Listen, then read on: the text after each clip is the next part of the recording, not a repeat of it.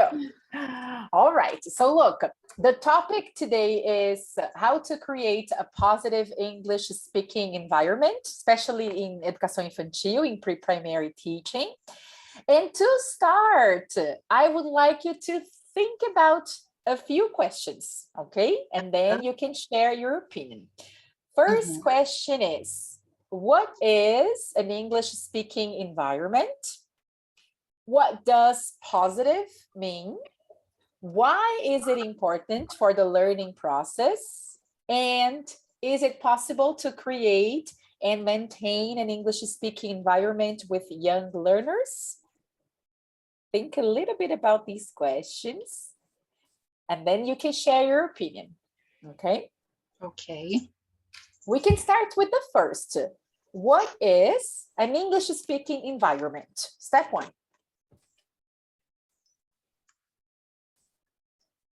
Remember that you can feel super free to speak Portuguese or English, okay? When you okay.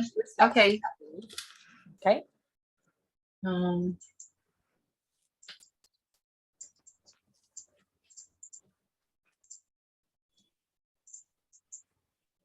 Is an English speaking.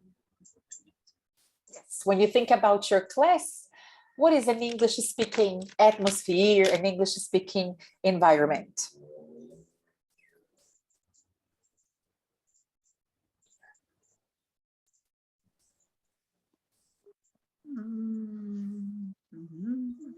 You know the answer. It's easy, okay? Think about the class. When you think about your classes at school, and we say that it's important to have an English speaking atmosphere. What is the idea? What do you need to do in class with your students? Speak Portuguese or speak English? Okay, I try to do different things. So not just, for example, I try to play games and I don't know. I try to speak more English with them, okay? But I know sometimes it's hard because, you know, we have many students in the class. But you know, for example, if they are learning about clothes, for example, you have watched my class and you know how it is. And I try to show them the flashcards and ask some questions. Oh, what is this? And they have to answer me. Oh, it is t-shirt. Okay, they have to complete the sentence, not just say, oh, t-shirt. No, it is a t-shirt. I don't know. Very good. But you answered the question, Ma. That's it. An English speaking environment is when you try to use English as much as possible, right? Do everything you can to keep your class in English. You, as a teacher, speaking English, but also to encourage your students to use English as much as possible. Very good. And I think they speak more, I think they speak more English. They want to speak when I try different things, okay? Not just, for example, ask your friends. No. Okay, we are going to do a game. We're going to play a game. And then you have to, I don't know, do different things. Yeah, you know what I... Yes, what do you mean? Sure. Yeah. And then let's talk about the third question. Why do you think it is important to keep this English speaking atmosphere?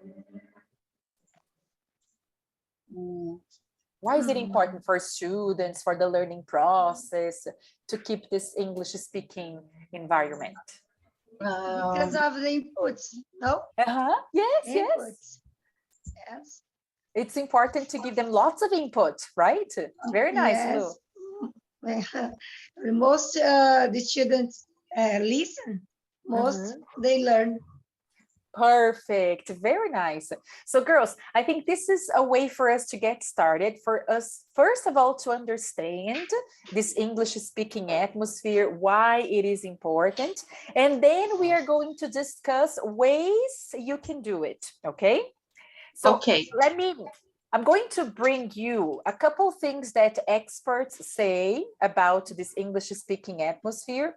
And then we can discuss a little bit before we look at the strategies. So for example, this is John Sheen and Joan Crandall. They are experts in young learners, English learning for young learners.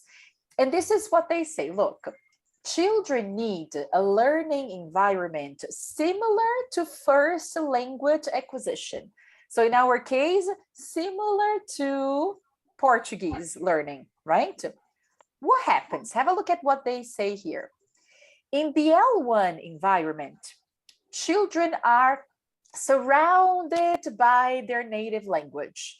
It's being spoken and used in various contexts all around the child. This constant source of meaningful exposure to language in authentic contexts helps children acquire language naturally and quickly. So this is, for example, how our students learned Portuguese or are learning Portuguese, right? They listen to Portuguese the whole time, outside school, 24 hours a day, in different ways, in a very meaningful context. However, when learning English as a foreign language, usually the only place and time learners can hear or use English is a classroom. And because this is not much time per week of exposure to English, the challenge of the young learner teacher is to create an English-speaking classroom environment and use English as much as possible during the 30, 45 minutes he or she has with the students. So you see, the idea is that for them to learn English, for them to have a successful experience learning English, they need an environment that is similar to what happened when they were learning Portuguese. Like Lou said a while ago, a lot of meaningful input. They need to be exposed to English all the time. And we have, if we think about it, we have little time, right? Because we have the classes at school, maybe twice a week, 3 times a week, but little time. So we need to maximize this time as much as we can to provide students with that. There's also an author called Rod Ellis that says, in a foreign language teaching context, there are fewer opportunities for extensive input. To ensure adequate access, teachers need to maximize the use of L2, use of English inside the classroom. Because of that, ideally, this means that the L2 needs to be the medium as well as the object of instruction. Exactly what we were talking about before, what Ma said. You need to use English to teach English, right? That's the way we try to plan our lessons. So the example you gave about clothes. I'm teaching my students to name clothes in English, and I'm talking to them in English to do so. It's the medium and it's the object, right? Yeah. So far, so good? Yeah. Okay. Yeah. And then look at what he says. Language learning, whether it occurs in a naturalistic or in an instructed context, is a slow and laborious process. Children acquired in year 1, for example, they take between 2 to 5 years to achieve full grammatical competence, during which time they are exposed to massive amounts of input. Ellis and Wells, other experts, they demonstrate that a substantial portion of the variance in speed of acquisition of children can be accounted for by the amount and the quality of input they receive. So pay attention to this. How fast or how slow a child is going to learn a language depends a lot on the amount and the quality of input they receive. So what does that mean? If I want to provide my students with good opportunities for them to develop successfully, I need to make sure that I give them a good amount of input and good quality input. So again, this is another reason why we need our classes to keep this English speaking atmosphere. When we think about young learners, we ask, is it possible to create an English speaking atmosphere with young learners? But look, John Sheen says, to create an optimal environment for learning English, the input in the classroom needs to be comprehensible and just above the student's current level of English. Teachers can support comprehension of input, like Ma said in the beginning, by using lots of visuals, realia, gestures, in something they call caregiver speech. I'm going to call your attention to this part here. Caregiver speech is the way the person that cares for that child, that takes care of the child, speaks. Usually when we talk to children, we have a slower rate of speech. So we speak slowly, right? For them to understand. We use shorter, simpler sentences. We repeat a lot. We rephrase a lot. So these are important techniques when you are speaking English to kids to get closer to the way they understand, to make input comprehensible. So the English you use is always a little above the kids' English, okay? You want them to understand you, but you also want to push them a little bit to learn more, all right? All right. And then we are going to see some options to help you out with this. When we think about making this environment positive, how can we make this positive for kids? Look at this. Traditional L2 classes, they tend to focus heavily on form and isolated structures, rather than a meaningful context in which the message is more important than form. If the language used is not in context and not meaningful to young learners, then it will be difficult to motivate them to participate and learn. Children will be motivated if there is a real purpose or reason to use the language. Just like the child learning to use the word milk because he or she is hungry. So the idea here is we can make it a positive speaking English environment if children are motivated to use English, if they want to use English to communicate about something, to play a game, to ask each other questions about themselves, to share, to do something together, to interact. There must be a real purpose or a reason for them to use the language. Then it's easier for us to create this English speaking environment. Okay? Okay. So far, so good. Do you agree with the ideas here? Yes, I agree. Perfect, because I wanted to start with this for us to be all on the same page. So we agree that it is important to provide this English speaking atmosphere when we are in our classes. And then the $1 million question, how can we keep speaking English when we are with our students? How is it possible? So today I brought some ideas that are going to help you maximize the English you use in class, okay? Just a side comment here. Remember, we talked about it in other sessions we had together. Using Portuguese to talk to your students can be one of the tools you have. It's not a crime to use Portuguese when you talk to your students in class, right? But we save Portuguese as a strategy for a moment when it's really necessary. There are other strategies that we can use first to keep speaking English and communicating English with them. So let's think about these moments, how we can use more and more strategies to keep English only in class. So here are a few ideas. First of all, decorating your English class and school premises. Think about an English corner, spaces in the school where you can have English posters and cards. For example, like this ones I'm showing you here. So you love can it. have a space for you to have like routine, weather, feelings, days of the week, a birthday calendar, anything you can imagine to make your classroom. Wait a second, there's a teacher joining us. Here we go. To make your classroom, give students opportunities to be in contact with English. Let me just stop for a minute so we can say hello to Leticia, who's joining us. So think about your school, girls. Is it possible for you to have a space in the class, like a part of your class, maybe a corner, for you to have this English decoration? Yes, I think so.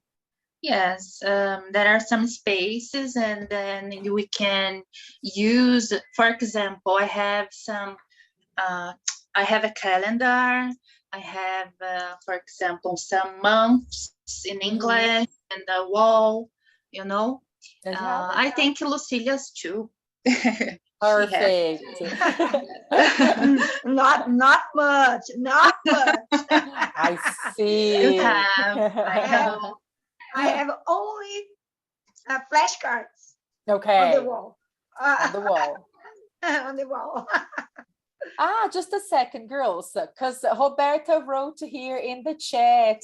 Hi, Roberta. I thought you were Leticia, but now I notice that it's Roberta here with us. It's a pleasure to have you here. I've worked with Roberta before. Nice to have you here.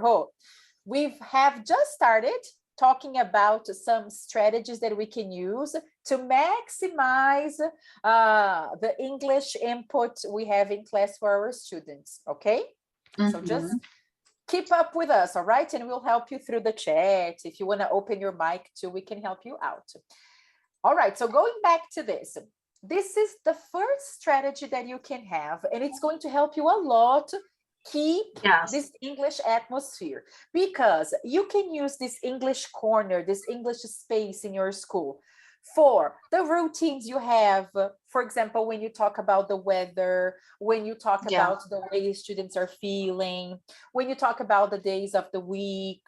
So if possible, find a space in the classes where you teach. If you don't have a space, it can even be like a poster where you stick some of the items you would like to use, and then you keep this poster in the class, okay?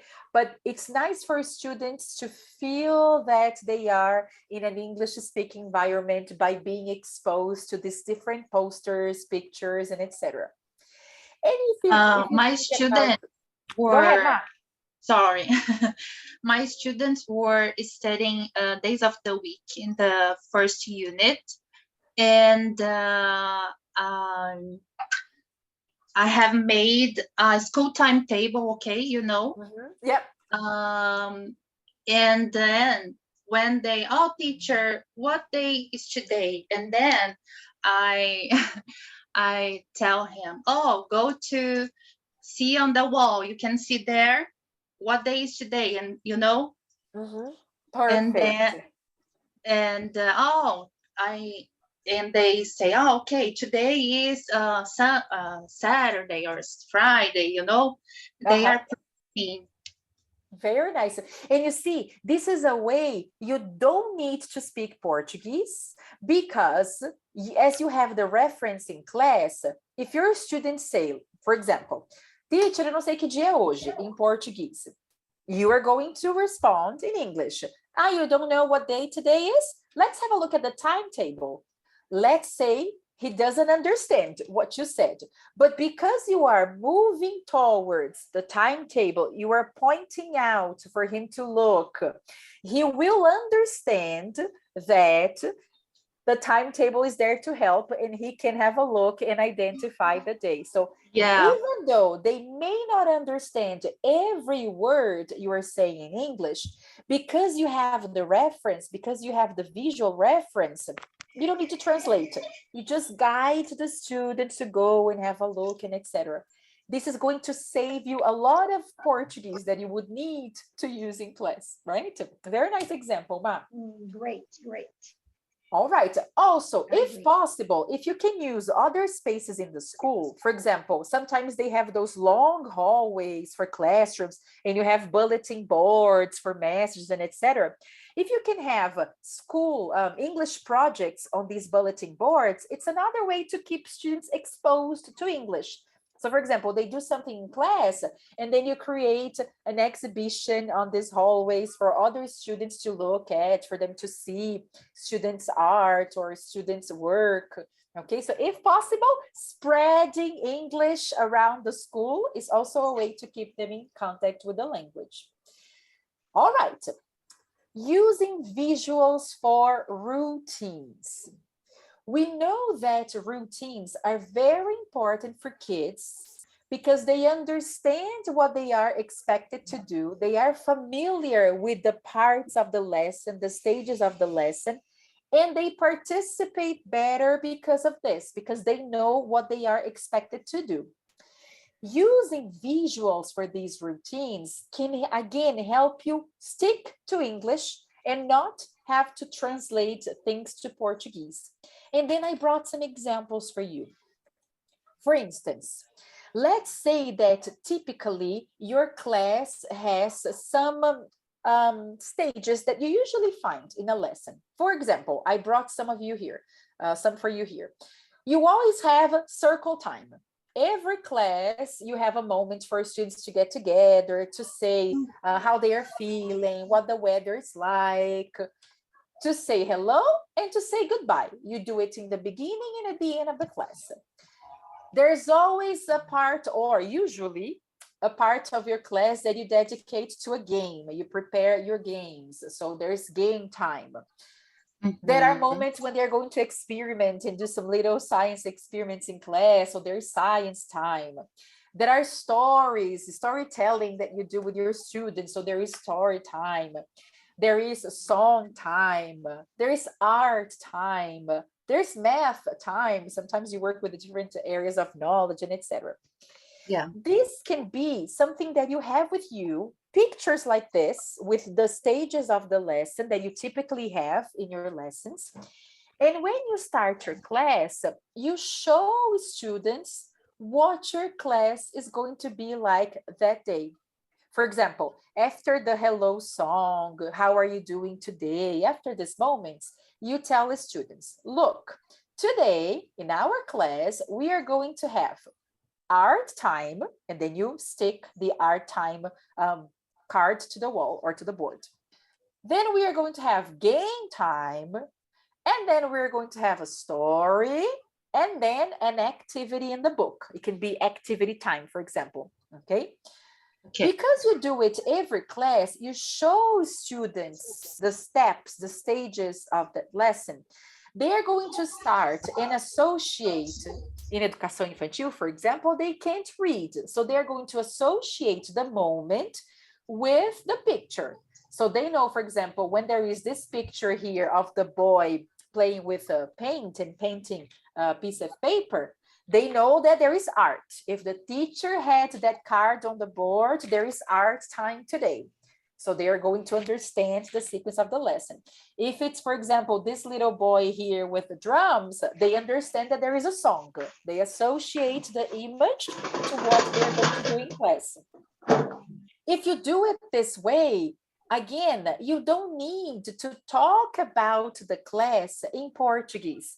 To say, oh, hoje vai ter game, hoje vai ter song.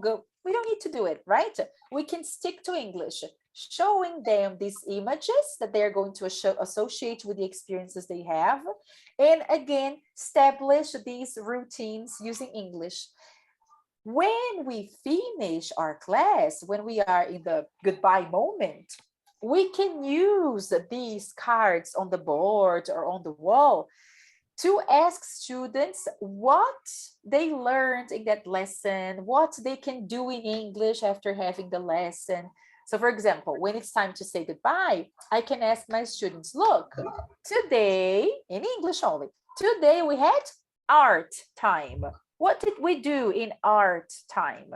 And then probably they're going to say, teacher, a gente fez desenho. Okay, but what was it about? What did you draw? Was it a cat? Was it a dog? What was it, a pizza? Okay, but you can revisit each of the stages, the steps of your lesson in English, because it's clear there for them what you're talking about. And students can tell you, can repeat what they did in each stage of the lesson. Again, you stick to English. You don't have to use Portuguese to explain that to them.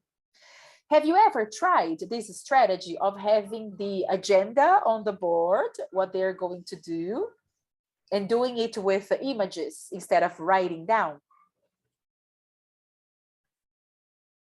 Have you ever tried this before? No, I haven't. But I think it is a good idea. I really like the images.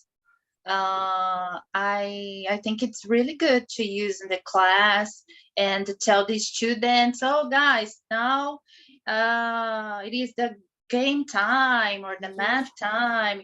And with the images, I think it's really easier for the students to understand what they are doing at the moment, you know. Yeah, I really like this idea. And with the older learners, for example, anos iniciais, you may choose to keep the images, or you may choose to write the agenda on the board. You can see game time, our time, but you can write because they can read, so it's possible. Now, sometimes I write on the board the routine, but sometimes I have to say we are in a hurry. You know, sometimes we have a short time to explain the content, you know, but I think it's really good. It's really good idea. I really like the images. I really like it. And something that you can do that is also nice for students is to ask for assistance, for helpers. So for example, if you have your agenda on the board, you can have a student or more than one to check the steps as you finish them. So for example, finished game, they can go and check this item on the board, right? This will give them this sense of participating, managing the class together, but also this sense of accomplishment, right? Achieving the objective for each phase. Also, they can do it in the beginning. You can have an assistant put up the cards for you. You can choose someone, for example, who's my agenda assistant today? And let's say it's Roberta. Okay, so can you put the cards for me on the board? You just tell them the sequence, or you give them a piece of paper, okay, with the sequence they should do it. But you can also have an assistant in the beginning of the class. They really like to be a helper. They do very much. You just need to remember to give everybody a chance. So each class is going to be one student, right? They always ask me, teacher, can I erase the board, or can I write on the board? You know, they really like it. And sometimes it's good because they help me a lot. Yeah, and I'm sure they really love it. It's genuine. They really want to help. So girls, think about it. Next time you teach a lesson, try this strategy. Try to, after your hello moment, your hello circle time, tell students what they're going to do that day. Like, today we have art, game, and activity. Okay?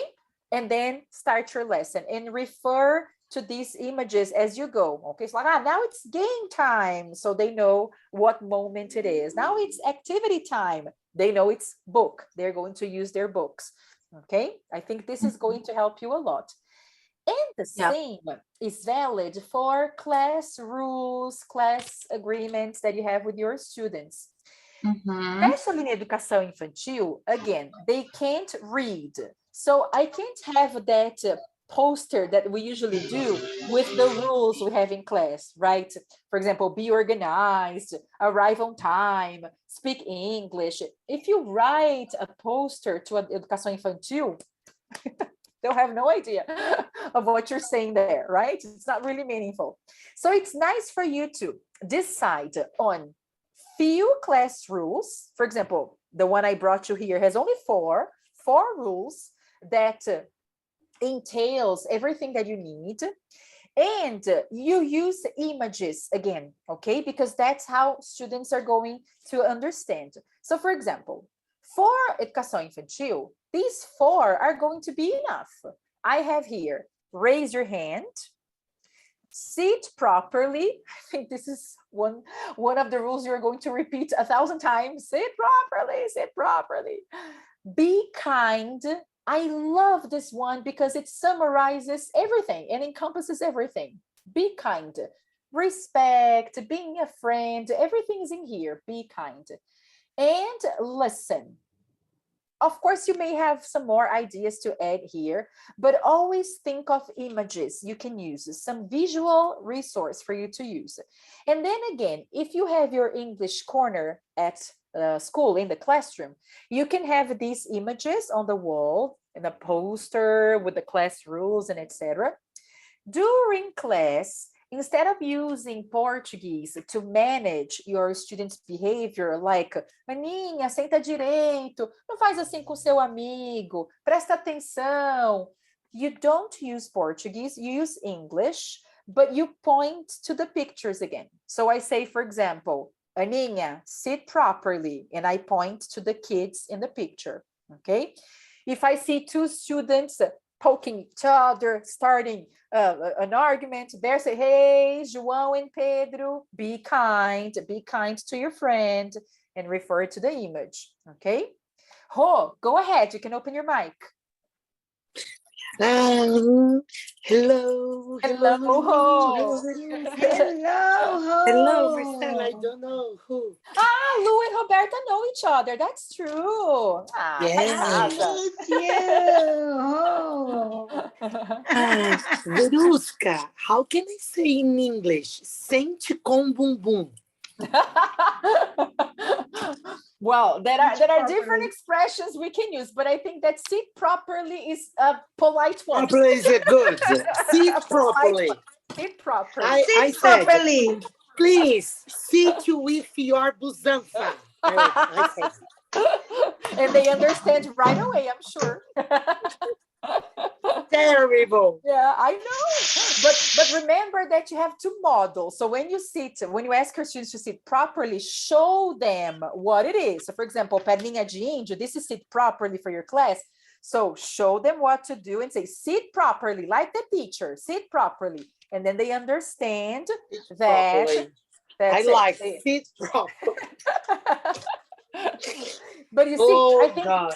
it's nice for you to choose the ones that are important to your class. Okay, so for example, sit properly can be important to your class, right? Raise your hand, maybe it's not really important to your class. You don't use it very much. Maybe you choose another one, okay?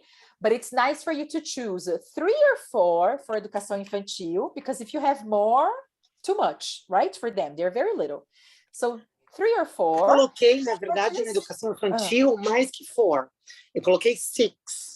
Which fiz greetings, eu fiz greetings, e eu vou mudando, né? Então, o greetings é com os bumps, depois eu mudei, eu fiz os greetings com password, então, eles tinham que falar uma word do que eles viram na aula anterior, e aí a outra eles tinham que montar uma sentença.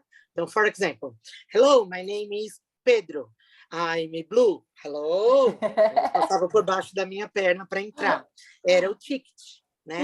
E eles adoraram. E no outro dia, eles tinham que ir fazer outra coisa. E perguntava a cor do pencil case, e por aí vai. Então, assim, e é bem aquilo que você disse mesmo. Eles pedem a rotina. Tem dia que eu não quero mais fazer a rotina. Mas eles pedem. Teacher, circle time, teacher. Circle time. Aí eu ponho aquela song do Super Song lá. E todo mês eu troco, né? O Hello Time, o Circle Time, eu troco. E aí a gente faz um feedback com o que já foi dado, com aquele... E na hora de ir embora, eu olho o relógio, aí a menina fala, teacher, já deu a hora? Eu falo, bye, bye time. Aí eles já se organizam. É muito legal mesmo. It's amazing. And this welcoming routine that you have, this hello routine, is really nice. They feel loved by the teacher. E greet. O primeiro ano, eles estão aprendendo, eles estão sendo alfabetizados sem saber, porque o book não tem nada de escrito no primeiro e no segundo. Mas eu adapto. But e it's aí okay. Eu tô colocando, né? Então, assim, tem lá uma family da Claire lá. Eu pedi para eles contarem para a mami, para o dad, para a mother, para o father, e eles o write. E aí eu vou com eles. How do you spell? M-O-T. Encontrou a teacher chupando pirulito. O que você faz? E, very good. E do quê? De Eduardo. How do you spell Eduardo? E aí a gente vai. E eles estão gostando do spelling. Tá bem legal. Nice. Para entrar, ele tem que dizer a primeira letra do alfabeto. Aí o Rafael diz, o que eu respiro? R. It's so interesting. Tá bem legal. Very nice. I was telling Lucilia the other day, we were talking about it. The book, the idea of the book for primeiro ano, segundo ano, not to have any written language, it's because we don't want to force students to be ready, to be prepared. So the book doesn't force them to be ready. But if you notice your students are ready to work with the alphabet, work with the written form, go ahead, right? Sure, use it. E eles gostam, né? Eles vão... Eu tenho um paper de helper e um dos itens da routine é o helper. E aí eles falam, como que vai ser o helper hoje? Aí eu sumi com a Carol e com a Júlia, sumi com todos os personagens, porque eu cansei de carregar eles de um lado para o outro. Ô, teacher, onde estão? Eles perguntam, where? Eu digo, eles estão em Cancún, num honeymoon. Eles se casaram, teacher? Eu falei, pois é, eles estão procurando alguém lá. Aí eu falo inglês, eles não entendem nada. Honey, tem mel? Eu falo, muito bem, very good, isso, continua. Eu vou ter que aparecer com eles em abril. Yes, you will, because they will remember. They will remember. E outra coisa legal que eu gostaria de compartilhar e que eu fiz e foi muito legal. Em cada página do book, eu estou colocando o mês e o dia. Então, para os primeiros anos, acima do dia 20, mesmo os segundos, é difícil. Então, eu trabalho com os números soltos. E o mês. Então, é muito legal. What is the month today? É February. No, é March. É muito bonitinho, mesmo com o kindergarten. Tá bem legal. Because it's part of everything you do every day, it's part of their routine. You can do it in English and they're going to be okay. They're going to understand. Very nice. E a gente acha que eles não estão captando, né? Outro dia eu tava... Eles foram montar a routine, colocar as imagens, como você sugeriu, e foram fazendo. Now, circle computation. Yes. É muito bonitinho. And it's nice because you can use the agenda on the board to manage your class a little bit. For example, let's say that it's activity, art, and game. And they really like game, right? If they are taking too much time for the activity, you can tell them, look, we won't have time to play the game today because we are spending more time with the activity. So can you help me? Can you focus, concentrate so we can get to the game? If you have this agenda on the board, it's easier to do it. So look, dias que eu falo que não vai ter helper porque não deu tempo. Aí no outro eles ficam mais felizes porque tem que ter o helper. É muito legal. That's true. E assim vamos. So think about it, using these visuals in your classroom, first of all, decorating part of your classroom just for them to be in contact with English, but then having these visuals that can help you with the routines and also your rules, the class rules. If you do that, you don't need to use Portuguese. You can just refer to the images and continue to speak English, okay? Number 3, using chants, songs, and attention getters. We know that we can use songs, for example, to introduce a new theme, to present language, but we can also use it for other moments as well. We can use songs and chants to establish these routines we were talking about, to move from one stage of the lesson to another, to get students' attention. So I wanted to show you some examples of what I'm saying here. The first one, I think you are very familiar with, right? Songs to introduce language or to introduce a new topic. Am I right? Familiar with that? Yes. Can you give me one example of a song that you use to introduce a topic that you like? Do you remember one example? I use. You do? Okay. So look, let me show you. Yes, Lu. I use it to introduce and to practice. I use every day. Yes, for educação infantil, this is key. You need songs, okay? Chant. Yeah. My students knows the chant.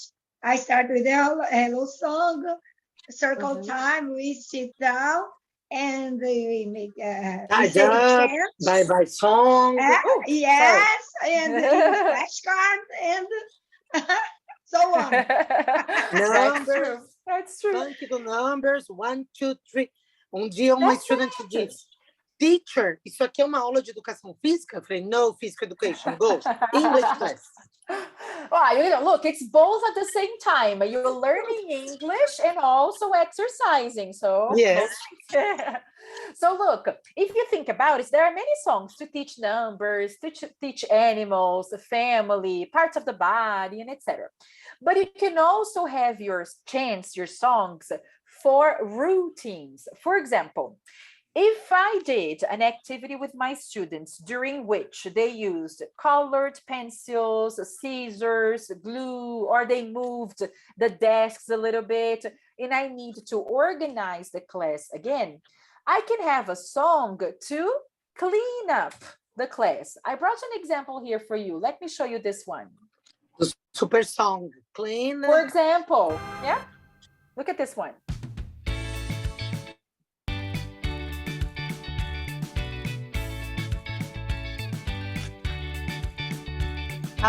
Do Walrus. It's time to go. There is one thing you should know. It's time to clean up.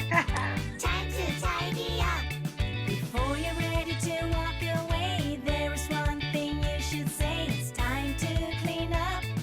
Time to tidy up. Só tem um problema. Eles dançam e não guardam e não arrumam nada. So look, this is the thing that I wanted to tell you. Eles adoram essa song. When you have a cleanup song, for example, the idea is the first time you use it, you can show the video because you want them to understand what cleanup is, and the video is going to help. Fine. Once they understand that when they listen to the cleanup song, they need to organize their class, their materials, and etc. You don't show the video anymore, because if you show the video, they're going to watch it and they're going to try and imitate the characters. So the video is just to establish the routine. Next time, you just tell them, look, it's time to clean up. And then you start the song. Every time you want to clean up, and then keep singing. As you sing, you show them that they should put away their books, put away their materials, and etc.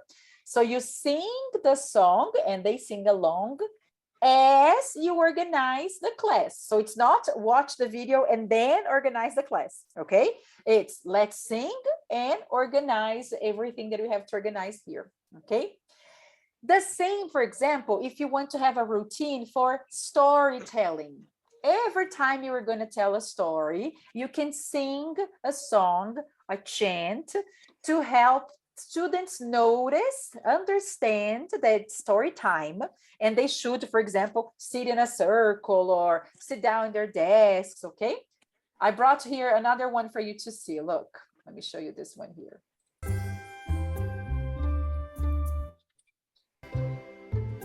Everybody sit down, please. Everybody sit down, quiet, please.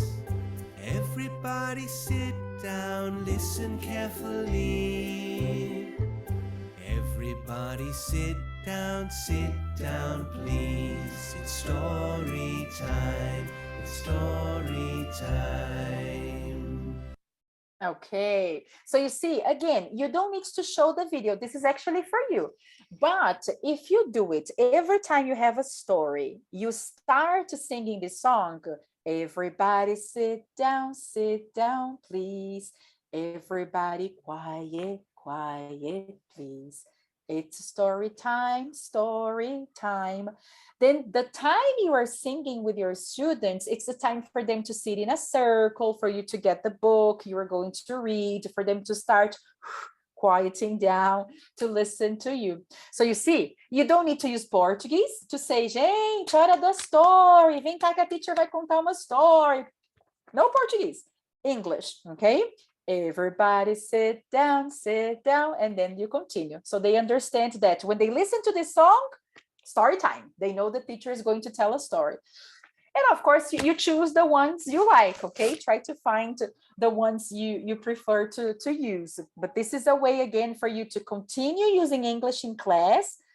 Don't have to use Portuguese or mix English and Portuguese. Just use one thing, one language, okay? When we think about attention grabbers or attention getters, these are those moments when you want to change the activity. You're going to start a new activity or a new part of the lesson, and your students are completely distracted, talking to another person, playing with their toys, looking at the sky, at the ceiling, and you want them to pay attention to you. So again, instead of using Portuguese, say, gente, olha, presta atenção, olha para a teacher, and etc., we can have some things we say in English called attention getters to try and catch their attention. So I brought some examples from a teacher here for you to watch. Let me show you. Let's see if the ones she uses, you also use in your class. Hi-ho, hi-ho. I did fall off, I did. It's off the way we go. Everybody rock. A little bit came out, was not so much. Everybody roll. Chicka chicka. This is what I do in minute. Just keep swimming. That's right. Swimming, swimming. Surf's up. Funny is like I don't know, but I've been told. So banana kind of person. IK3 is mighty bold. Macaroni cheese. Everybody freeze. If you want to be an owl, say hoo hoo. Hoo-hoo! Ba-ba-da-da-da.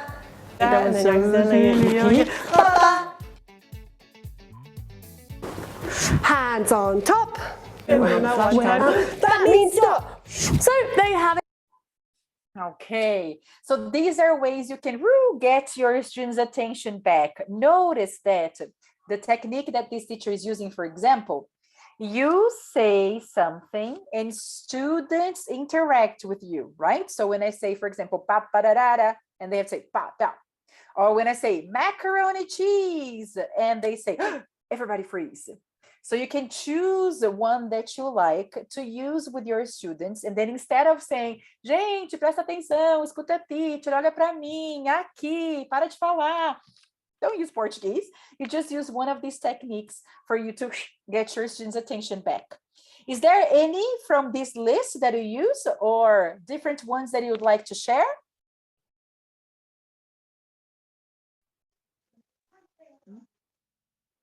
Which ones do you use, Ma? I use 1, 2, 3 eyes on me. You know? Yeah. Look at me. Eu falo, That's às it. vezes eu falo, eyes on me, aí às vezes, look at me. Quando ninguém quer olhar para mim, eu falo, look at me. Eu faço aquela do stop. 1, 2, 3, everybody swim. Aí eles ficam lá, nadando, que nem doido. Aí eu falo, stop. Okay, now pay attention, look at me. And I look my beautiful teacher. Aí começa a inventar umas modas, aí eles ficam parados. Looking at the teacher. That's it. Then it's the moment for you to start talking. But this is nice for you to do something. You say, and they have to reply. Like Ma said, 1, 2, 3. And they have to say, eyes on me. 1 and 2. I see you. Okay, that's a way you can do it. All right. Or the teacher says, hands on top. And students say, time to stop. Okay. Or again, macaroni and cheese, everybody freeze. Okay, so it's doing it together. Part. Acho que você poderia passar para nós essas. Por escrito, like, né? Sure, I can. I promise. I promise. I'm gonna make a list of these ones. Okay. All right. So you see, again, these are ways you use to stick to English. When I have these moments, I can continue speaking English with my kids, with my young learners, and they're going to understand what I'm going to do, what they are supposed to do. Like Ho said, sometimes they don't understand the words you are using. They don't understand the vocabulary in English, each word, but they understand the idea, and this is important. They know that every time the teacher says, hands on top, time to stop, they have to pay attention. Perfect. They got it. Okay, that's how you work with educação infantil, especially anos iniciais, primeiro e segundo. Okay, very nice. And the same for the songs you use to mark those moments in your class, right? So a song, for example, that you have for hello, let me see. I'm going to show you one here. For example, for circle time in the beginning of the class. Look at this one. Make a circle, make it round. Oh, sorry, I stopped.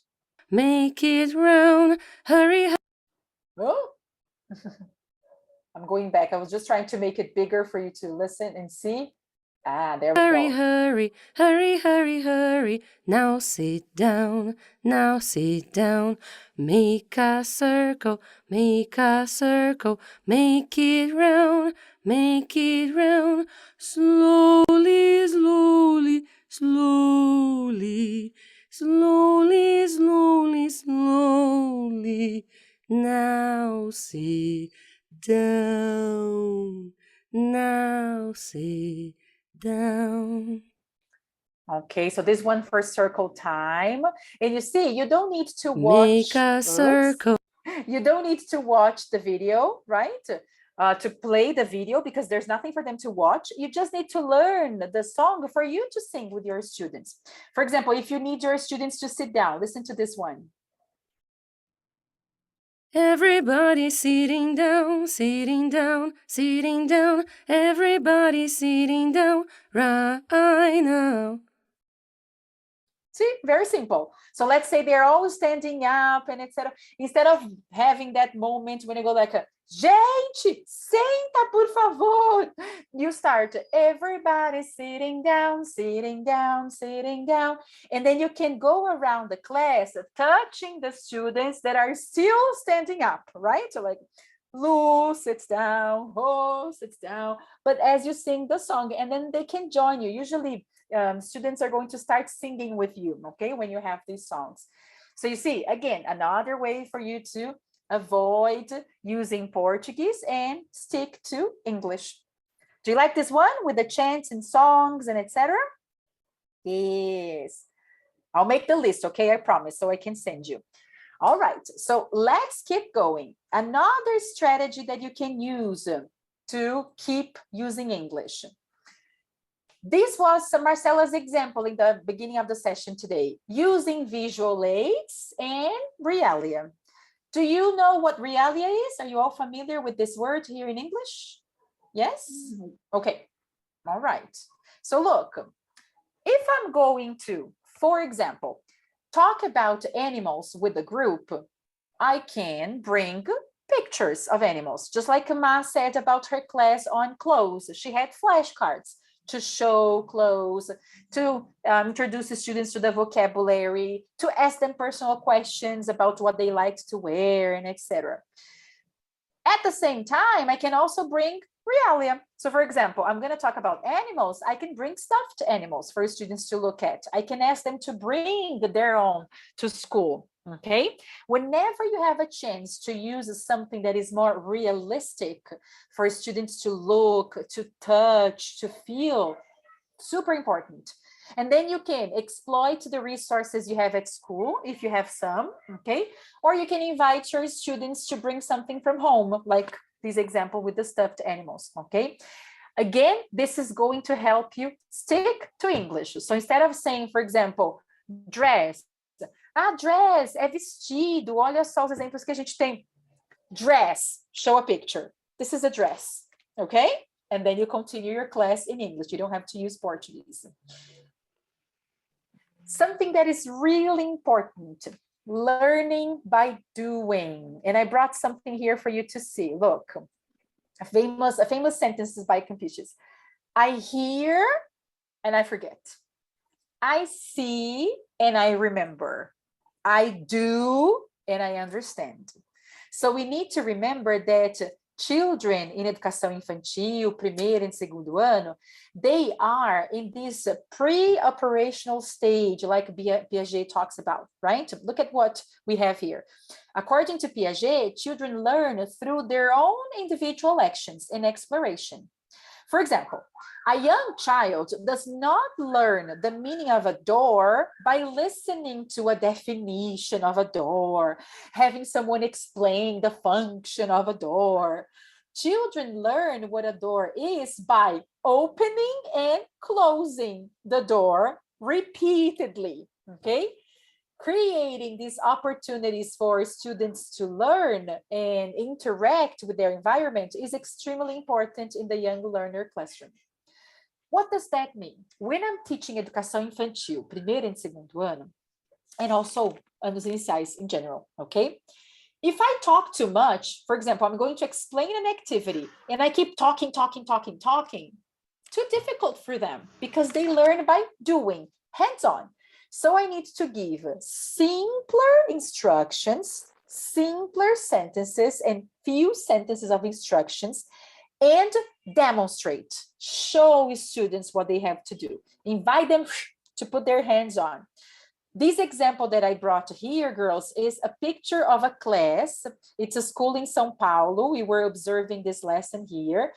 And the teacher was talking about the rainbow and the colors of the rainbow.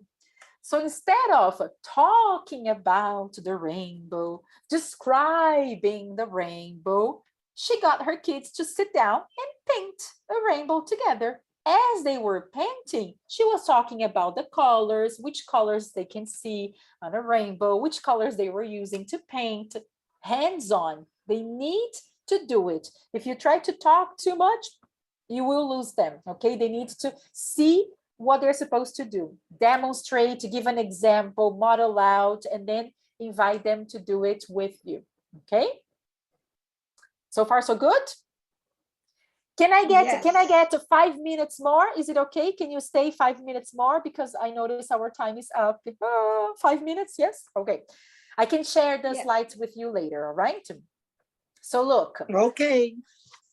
Recasting use of L1 in English. We know that students are going to speak Portuguese in class, right? When they are engaged, they are motivated, they want to make comments about the lesson, to give their opinion, and they speak Portuguese. It's natural. It's a good sign because they are engaged, they are participating, but we need to help them to use English. So there is this technique here called recasting. When you recast, use of L1, use of Portuguese in English. And I brought here an example for you. Let's say that it is a storytelling moment. The teacher is reading Goldilocks and the Three Bears. The teacher is reading in English. Okay, once upon a time, there was a family, 3 bears who lived together in a little cottage and etc. And then a student says, Nossa, cute, fofinho. Nice, because the student is paying attention to the story, is looking at the picture, so perfect. What does the teacher do? The teacher recasts, reformulates that in English and say, wow, what a cute bear. Try. Invite this student to say again in English. Instead of, nossa, cute, fofinho, wow, what a cute bear. And then probably the student will say, cute bear, or just cute. They usually don't repeat the whole sentence, right? They repeat part of it, especially in educação infantil, they start at word level, right? And then you can, as a teacher, you continue the conversation. You say, he's really cute, that's true. Then another student, for example, eu tenho urso de pelúcia, because they always remember something from their little lives, their home, and etc. Again, Portuguese. It's about the class, it's meaningful to the moment they're having, it's connected to the story. So let's take this contribution and show how to say it in English. The teacher goes, I have a teddy bear, give it a try. And then encourages the student to say, I have a teddy bear. When the student repeats in English, then the teacher makes a comment. Really? What color is your teddy bear? And continues the conversation.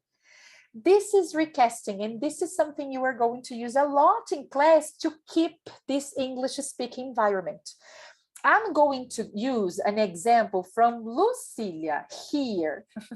I was observing Lucilia's class. It was segundo B, right, Lu, that I saw? Yes. It was segundo B. And then they were in that lesson in which they have a cake for them to color in the book and glue the candles. So Lucilia explained the activity, the students were doing it, and etc. Then there was a student that came to Lucilia to ask about the candles. She didn't know what to do with the candles. And then another student said, quantos anos você tem? And this was part of Lucilia's lesson. So Lucilia looked at the student and said, how do you say that in English?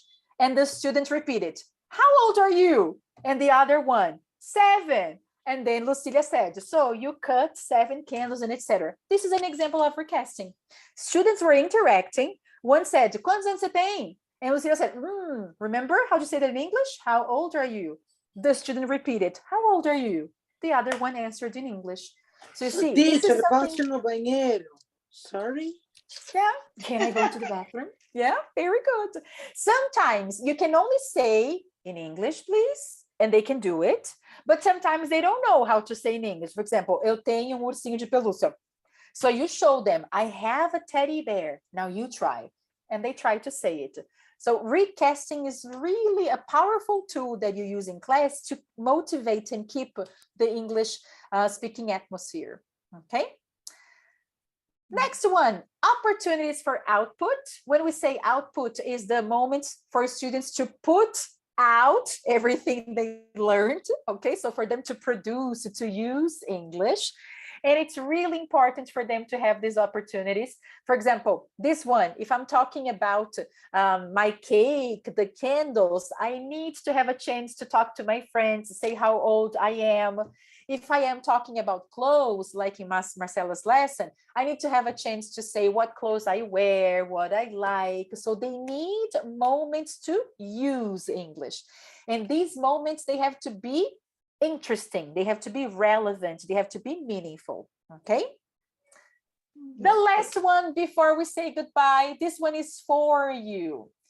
As a teacher, for you to keep an English speaking atmosphere, you need to develop your own communicative competence in English. What does that mean? For me to teach a whole class in English, to keep my students speaking English in a natural environment, my English needs to be okay. I need to be able to keep a conversation going in English, right? And we know that as teachers, many times, because we are teaching many classes, we end up with English for instructions, right? We remember, open your book, close your book, look at me, listen to the audio, but we can't have a conversation in English because we don't have these opportunities, right? find ways for you to study, for you to continue to study English, to practice. Because if you take care of your English, it's easier for you to teach a class in English. If your English is kind of rusty, enferrujadinho, then it's difficult because you don't have the words to keep your class in English, right? You can't find the things to say. So always take care of your English so you can be a good model to your students, okay? I thank you so much for staying a little bit longer, okay? This is my email, but you girls, you have my phone. So if you need anything, you can just contact me and then we can talk about it. I'm going to send you the slides and also the list of attention getters, okay? That who asked, I promise, okay?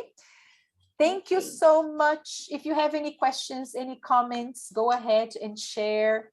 If not, Thank you. Have a wonderful evening. Thank you. Thank you. Thank you for coming, girls. Nice to see you again, Rô. I miss going to SEG and talking to you. Ué, quando que você vai lá falar com a gente? Ah, pede para Renata. Fala para Renata me convidar. Eu É vou, qualquer hora. Qualquer A hora. Michelle acabou de pôr no grupo agora. Ai, meu Deus. Falei, eu não gosto da Veruska, mas eu entrei. Aí ela disse, não, ela é minha amiga de pequenininha. Falei, então eu gosto. Né? This is true. Michelle is one of my friends. Ela disse. Ai, Rô, cadê a Amanda? Pois é, esse Very povo vai ter que nice. atrapalhar, Lucília, continua tudo doido.